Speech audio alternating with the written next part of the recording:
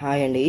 ఈరోజు వీడియో వచ్చేసి నేను చిన్నగా ఉన్నప్పుడు మా బాపమ్మ ఇట్లా ఒట్టి చేపలు దోసకాయ కూర ఉండేది. చాలా బాగుండేది అనమాట టేస్ట్. నేనైతే అట్లనే బాపమ్మ చేసినట్టే చేద్దామని ట్రై చేసిన, మస్తు టేస్ట్ వచ్చింది అనమాట. ఫుల్ వీడియో స్కిప్ చేయకుండా చూడండి. మేము మ్యారేజ్ డే ఎట్లా జరుపుకున్నాం అనేది కూడా ఈ వీడియోలో చూపిస్తా. అయితే ఒట్టి చేపలు తీసుకొని మంచిగా వేయించుకోవాలి. ఒక 4-5 నిమిషాలు చిన్న మంట మీదనే వేయించుకోవాలన్నమాట. హై ఫ్లేమ్ పెడితే అంత ఏమంటారు నల్లగా మాడిపోతాయి, లోపల ఇట్లా స్మెల్ లాగా వస్తుంది అన్నట్టు. చిన్న మంట మీద వేయించుకుంటేనే మంచిగా ఏగుతాయి ఒట్టి చేపలు. చిన్న మంట మీద బాగా ఇట్లా కొంచెం కలర్ షేడ్ అయ్యే వరకు వేయించుకోవాలి.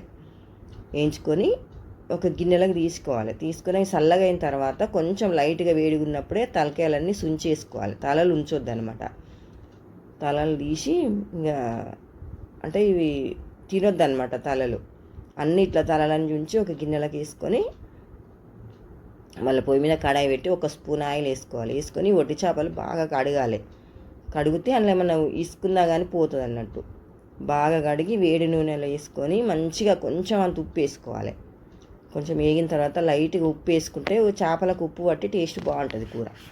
కొంచెం ఉప్పు వేసుకొని లైట్గా ఫ్రై చేసుకోవాలి. మరీ ఎక్కువసేపు ఫ్రై చేసుకోవద్దు. ఒక 30-40 సెకండ్స్ అట్లా ఫ్రై చేసుకొని గిన్నెలకు తీసేసుకోవాలి అవి ఒట్టి చేపలు.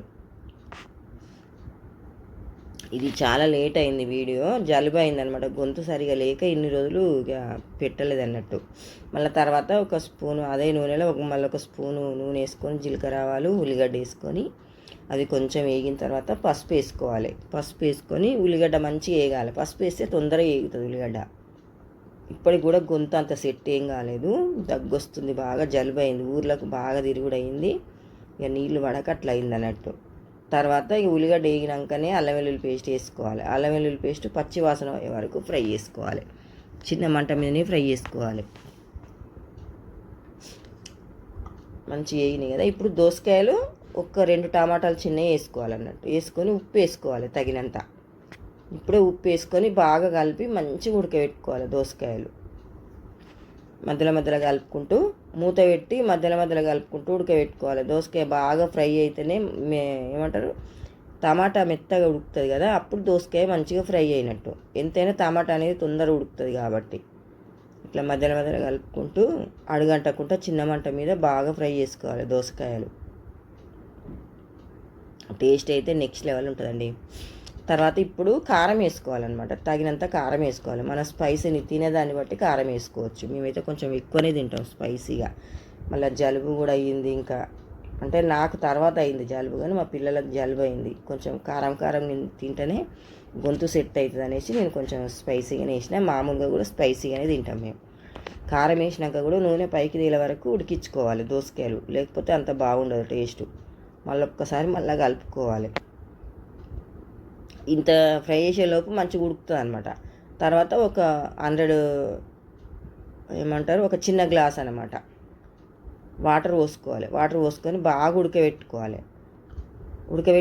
ఉడికిన తర్వాత ఒట్టి చేపలు వేసుకొని మళ్ళీ ఒక 2-3 నిమిషాలు మంచిగా ఉడికించుకోవాలన్నమాట. కారం పట్టేంతవరకు చేపలకు కారం పట్టాలి. అంతసేపు ఉడికించుకోవాలి. మూత పెట్టి మధ్యలో కలుపుకుంటూ ఉడికించుకోవాలి. మళ్ళీ కొంచెం ఉడికిన తర్వాత ఇక ధనియాల పొడి ఇట్లా వేసుకోవాలి. మళ్ళీ ఒకసారి కలుపుకొని ధనియాల పొడి ఫైనల్గా ఇంకా కొత్తిమీర వేసుకోవాలండి. ఎంత బాగుంటుందంటే అంత టేస్ట్ అయితే నెక్స్ట్ లెవెల్ ఉంటుంది. ఒక్కసారి ఇట్లా ట్రై చేయండి. వైట్ రైస్లోకి బాగుంటుంది అనమాట. ఇది ఏదైనా సరే వైట్ రైస్లోకి, రొట్టెకి కూడా చాలా బాగుంటుంది దోసకాయ ఒట్టి చేపలు. ఇప్పుడైతే ఎవరు వండుతురో లేదు కానీ మా బాపమ్మ అయితే ఏమైనా దోసకాయలు బొమ్మిడీలు, దోసకాయలు ఒట్టి చేపలు అట్లా ఉండేది. వారంలో 3 రోజులు 4 రోజులు ఇవే ఉండేది. ఇంకా తర్వాత పచ్చిపులుసు ఆమ్లెట్ ఉండేదన్నమాట. ఇంకా నాన్ వెజ్ అప్పుడు మేము చిన్నప్పుడు సోమవారం మంగళవారం వారాలు ఏం లేవు కదా పట్టడం. రోజు నాన్ వెజ్ లేనిది ముక్కలేంది ముద్దది కదా అంటారు కదా, అట్లుండేదన్నమాట మా ఇంట్లో. కంపల్సరీ ఒట్టి చేపలు. ఊర్లలో ఆటలు పోస్తారు, రోజు పోగులు వేసుకుంటారు అట్లా అనమాట. Mutton chicken. అప్పుడు కోళ్ళు బాయిలర్ కోళ్ళే లేవు మేము చిన్నగా ఉన్నప్పుడు. ఏమైనా ఊరు కోళ్ళే. ఇంకా మస్తు కోళ్ళు అది మా అమ్మోళ్ళు. చీమ కోళ్ళు, బాతులు, కోళ్ళు, నార్మల్ కోళ్ళు, మస్తు రోజు నాన్ వెజ్ ఇక ఫుల్ ఎంజాయ్ చేసేదండి. చాలా బాగుంటుంది. ఇట్లా ట్రై చేయండి ఒకసారి. ఇంకా తర్వాత వచ్చేసి కేక్ కటింగ్ అనమాట.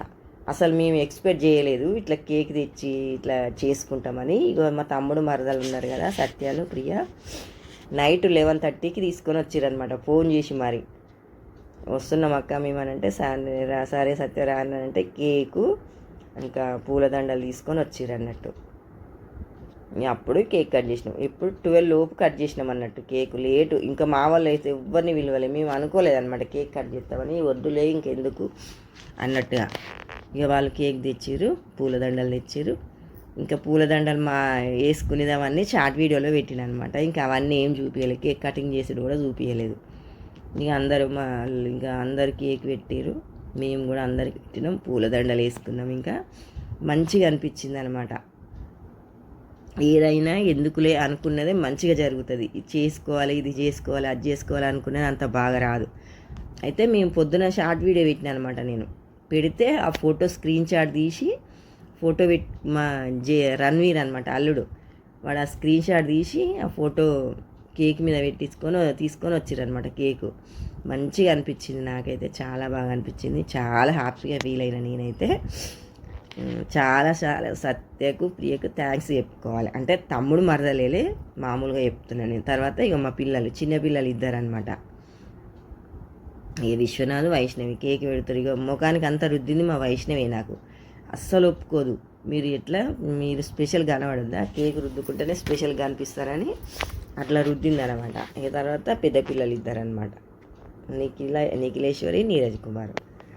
మా వైష్ణవి అంతా అస్సలు ఆమె అన్నట్లే జరగాలన్నమాట. కేక్ రుద్దుడు అన్నీ అట్లా చేస్తుంది అన్నట్టు. ఏదైనా ఎందుకు చేసుకోవద్దు, చేసుకుంటే తప్పేంది, ఇట్లనే ఎందుకు ఉండాలి, అట్లనే ఎందుకు ఉండొద్దు, అన్నీ రూల్స్ మాట్లాడుతుంది అనమాట. ఇంకా తర్వాత అందరం కలిసి ఫోటోలు దిగినాం.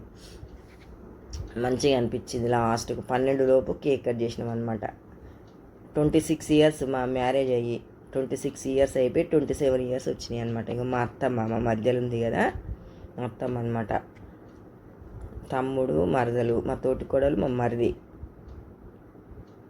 మా చిన్న పిల్లలు ఇద్దరు, తర్వాత పెద్ద పిల్లలు ఇద్దరు. వీళ్ళు తమ్ముడు మరదలు అన్నట్టు. ఇంకొకరేమో మా మరిది, మా యారాలు. అంతే. ఇంకా మా ఫ్యామిలీకి ఆడకే దిగినాం. ఇంకా మా తమ్ములను అందరిని ఎవరిని విలువలేదు. వాళ్ళు కేక్ తెస్తారని తెలియదు కాబట్టి ఎవరికి చెప్పలేదన్నమాట. లేకపోతే ఇంకా మంచిగా చేస్తుంటే ఎట్లా అనిపించిందో కామెంట్ బాక్స్లో చెప్పండి. మా తోటికోడలు యారా